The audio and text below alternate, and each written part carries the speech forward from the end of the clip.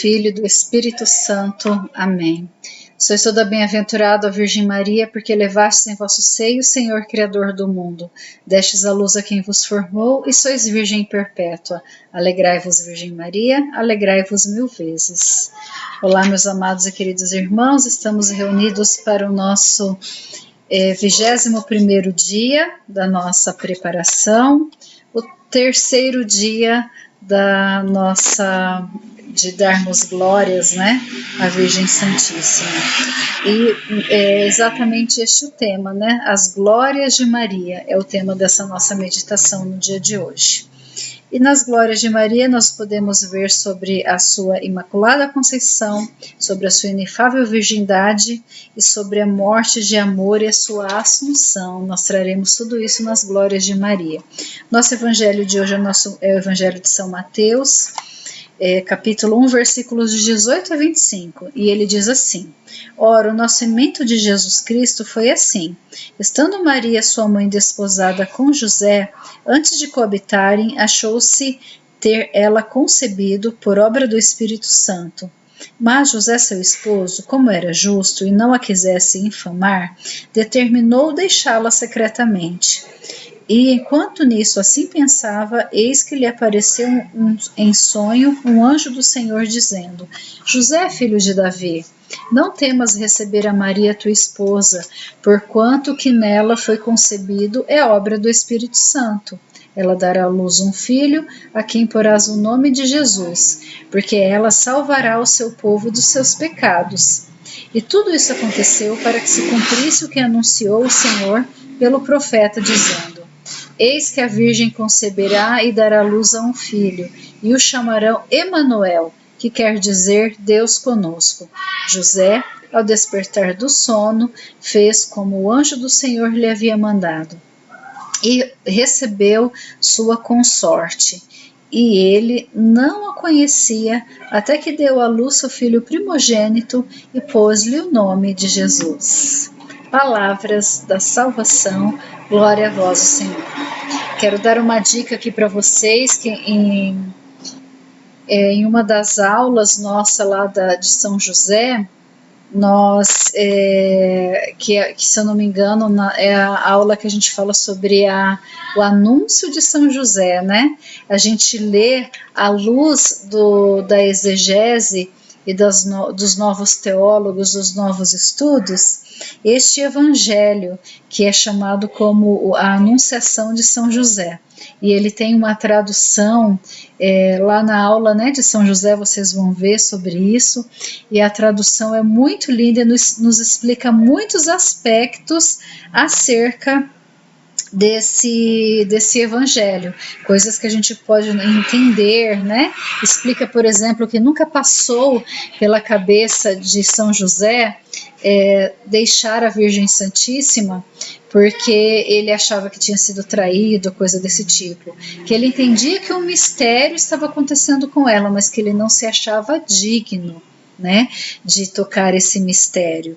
E a não ser no momento, como ele era justo, e a própria palavra da Sagrada Escritura diz isso, como ele era justo, enquanto ele não teve um consentimento de Deus, uma ordem de Deus para que ele assim fizesse, ele não fez, né? Então ele falava assim, ela é toda de Deus, né? O que está acontecendo com ela é algo que eu não conheço, que é sagrado, então eu vou me afastar. E aí eu, né, assim, para que não fosse difamada ela em nenhum momento, ao contrário, ele receberia culpa, né, e assim eu não estarei tirando de Deus o que é de Deus, né, mas é muito lindo, né, então vale a pena para vocês darem uma olhada e se aprofundarem, porque nós não teremos tempo de se aprofundar aqui, né, em São José.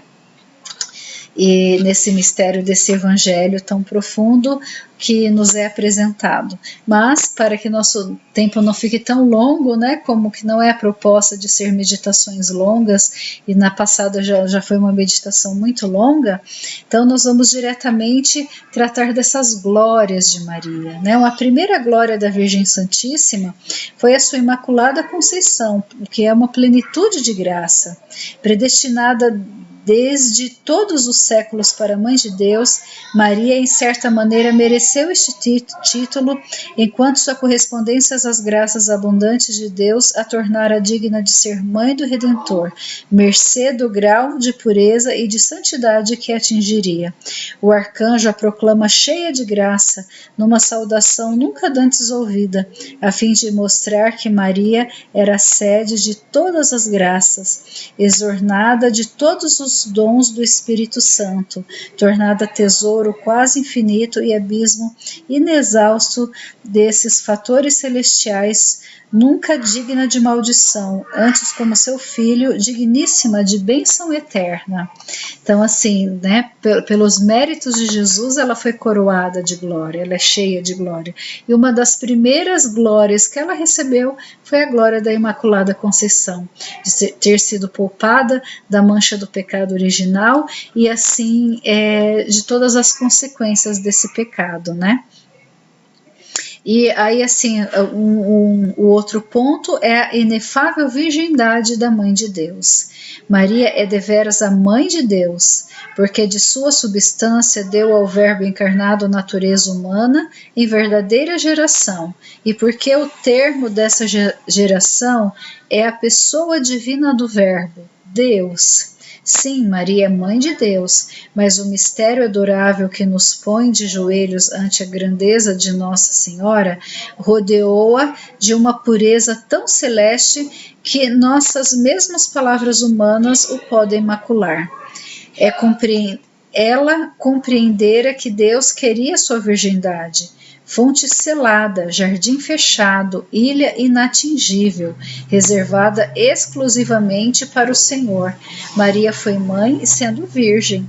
Jesus dela nascendo, longe de diminuir, leve que fosse sua integridade virginal, antes a consagrou para todo sempre.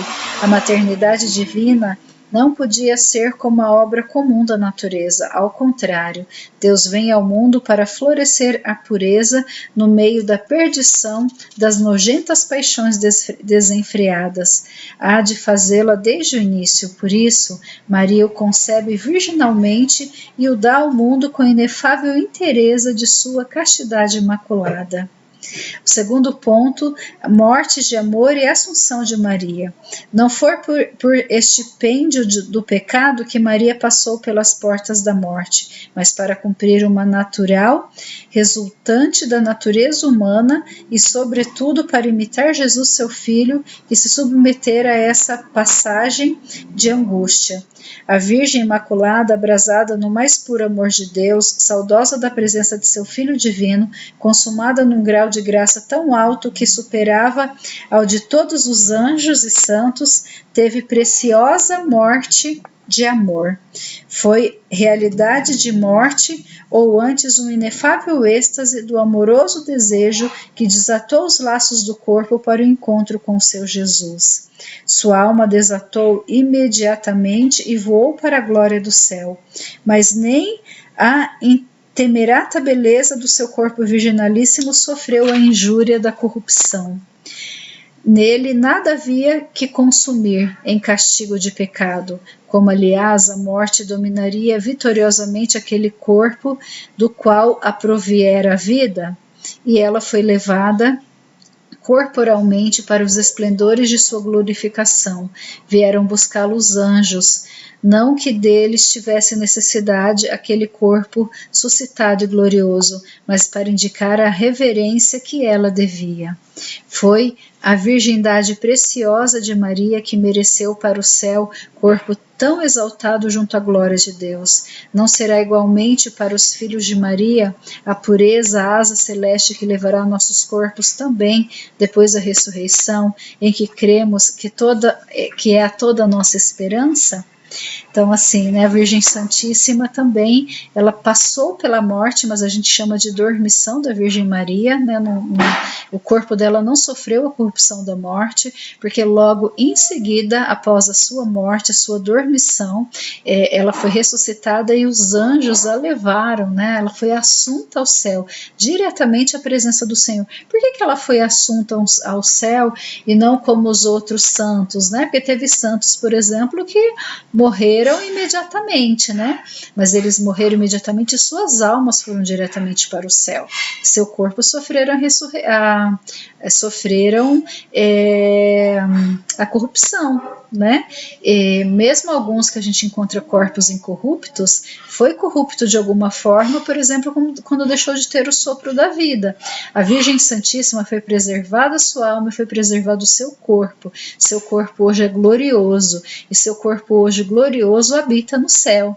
Essa semana eu conversava com as crianças do infantil, no estudo sagrado, e nós falávamos sobre o guarda-roupa de Nossa Senhora. O guarda-roupa de Nossa Senhora é uma forma de falar sobre essa questão da dormição de Nossa Senhora e sobre a presença dela viva no céu. Ela tem um corpo, está no céu, e hoje esse corpo, apesar de ser glorioso, né, é um corpo que existe roupas, né? Então eu explicava para as crianças, por isso que tem vez que a mamãe do céu aparece vestida de Carmo, vestida de Fátima, e cada vestido de um jeito, né? É uma roupa, são os guarda-roupas da Virgem Maria, os inúmeros títulos que ela tem. Por quê? Porque ela tem um corpo, e esse corpo hoje habita no céu. Essa é uma das glórias da Virgem Santíssima, glórias que nenhum de nós fomos dignos de ter. Por quê? Porque são glórias devidas aos méritos do seu próprio filho, né? Por ela ser a mãe de Deus, por ela ter dado o corpo a Jesus, por ela ser essa nossa mãe salvadora, né? Então que nós possamos assim já olhar essas glórias da Virgem Maria e entender que este grande mérito, que essas grandes glórias da Virgem Santíssima também são para nós, né? Não que nós teremos as glórias, mas que ela se utiliza das suas glórias e dos seus méritos para nos ajudar na nossa caminhada, para nos ajudar na nossa santidade e principalmente para nos colocar assim pertinhos de Jesus. E eu gostaria de ler para vocês um pedacinho de um texto, né, dos privilégios de Maria, aqui no final. Que ele diz assim: no quinto mistério veneramos a Assunção de Maria aos céus, em corpo e alma. Não poderia conhecer as corrupções do túmulo aquela imaculada que nunca, jamais fora atingida por nenhuma espécie de corrupção. A que fora tabernáculo vivo da divindade, o mais perfeito vaso de insigne devoção que contivera o Deus perfeito e verdadeiro. E ela subiu aos céus e mergulhou na Santíssima Trindade, na vida do Pai em dimensões quase infinitas, participando dos insondáveis atributos divinos. Na sua glória do Filho, alagada a sua alma no conhecimento e posse de Deus e de todas as coisas, no amor e chama do Divino Espírito Santo, estuando o seu coração no indizível e universal amor, capaz de deliciá-la eternamente ao seio de Deus e no reinado sobre todos os anjos e santos. Salve Rainha, salve Maria. Que maravilha imaginar, né, a Virgem Santíssima hoje habitando a Santíssima Trindade, mergulhada na Santíssima Trindade, como a mais pura de todas as criaturas, ela habita nessa Trindade Santa, como eu comentei com vocês em algumas meditações atrás, né? Hoje Deus nos habita, né? Hoje aqui na nossa humanidade, na nossa carne, na nossa limitação, Deus ele se inclina até nós e ele nos habita. Mas nós ansiamos pelo dia em que nós estivermos na presença de Deus e que nós habitaremos Deus. E habitaremos a Trindade eterna, a Trindade Santa. Né? Que graça insondável nos é destinada, que sofrimentos deste mundo podem ser comparáveis à glória futura que nos é reservada, como diz o próprio São Paulo, né? E a glória que nos é reservada, que é habitar a Trindade Santa, esse amor do Pai, como que o Pai ama o Filho, como que o Filho ama o Pai, e esse amor se transborda no Espírito Santo, e esse amor é fonte de vida, esse amor é fonte de a criação de todas as coisas, e este amor é reservado a nós. Que a Virgem Santíssima nos ajude, meus amados e queridos irmãos, a buscarmos, né, essa graça insondável de habitarmos, né, inteiramente na Trindade Santa, através e pela intercessão do Imaculado Coração de Maria. Oremos. Maria, incomparável vencedora de Satanás, para cujo ódio rancoroso é terrível como o exército em linha de batalha. Mãezinha, doce medianeira e defesa invencível, louvamos o Senhor por nos haver concedido a riqueza preciosa do vosso nome e da vossa proteção. Não teremos nada a temer, mesmo que o demônio arme insídias de todo o gênero, suscitando-nos sofrimentos e dores, porque com vosso auxílio esmagaremos também a cabeça da serpente. Satã em nós será vencido, e Jesus há de triunfar. Socorrei-nos, amada Rainha, desvendando-nos sempre a malícia do tentador, assegurando-nos contra as suas ameaças, dissipando seus conselhos diabólicos e escondendo-nos como fiéis e queridos filhos vossos contra a cruel infestação do inimigo. Amém. Amados e queridos irmãos, que possamos repetir muitas vezes no dia de hoje: Maria, verdadeira mãe e poderoso escudo, nós vos amamos. Maria, verdadeira mãe e poderoso escudo, nós vos amamos. Louvado seja nosso Senhor Jesus Cristo, para sempre seja louvado. E sua Mãe Santíssima, salve.